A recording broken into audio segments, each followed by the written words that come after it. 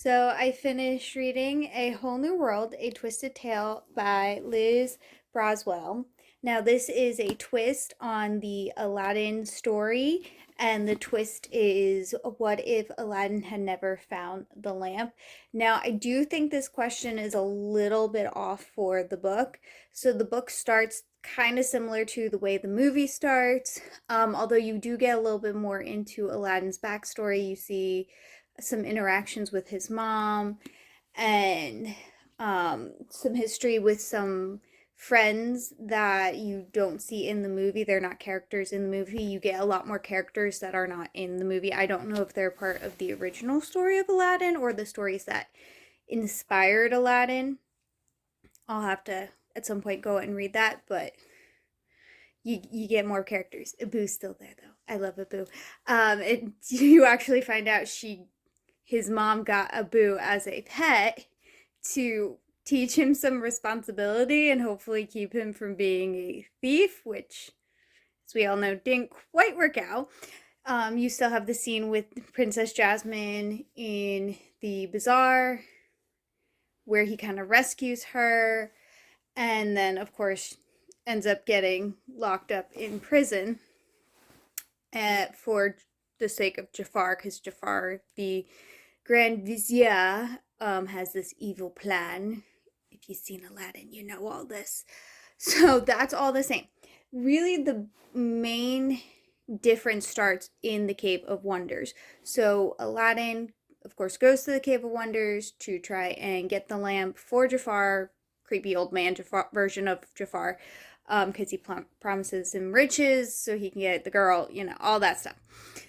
So in the book, the twist is he gives the lamp to the creepy old version of Jafar, and then of course Jafar pushes him back into the Cave of Wonder to, you know.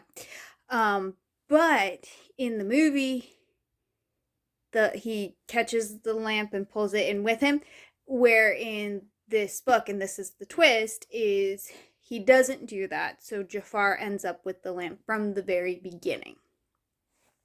So that's the twist. So in this book, Aladdin and Genie never actually become friends. They never have a chance to become friends because the Genie has always been working on the side of Jafar. And he, starts his evil plan a lot earlier. Though Aladdin doesn't ever have to lie to Jasmine, so that's kind of nice, They never have to build their relationship on lies. Hey, that's good. But that's where that twist happens. And then from there, it's pretty much a very different story. I did enjoy the fact that you do get to see Jasmine as more of a leader and more in her role of Sultana, the female version of Sultan. I think it's Sultana. Because she has to become the leader of the band of street rats to try and save Agrabah from the evil Jafar. Now, Sultan and Sorcerer. So that is definitely a major twist in the story and a big difference. His final wish, I won't tell you what it is, but it is also very different than what is in the movie and how the ending, of course, then changes. Overall, I did think it was a good read, good for upper elementary, middle school kids, and that's really what they're geared towards, is more of that group of students. But you know how I love Disney anyway, so of course I'm going to read them. I'm definitely going to pick up the next book and continue reading these along with I'll probably go back and forth between these and the other stories, like villain stories that I was reading before,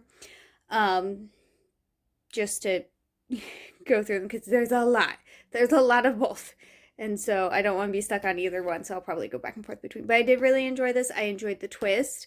I'm very interested to see how the other stories twist those tales as well. I would definitely recommend it to anyone who enjoys the Disney stories and you want to get a little different perspective, a new story, a new version of the story. It was really good. Yeah, that is my review.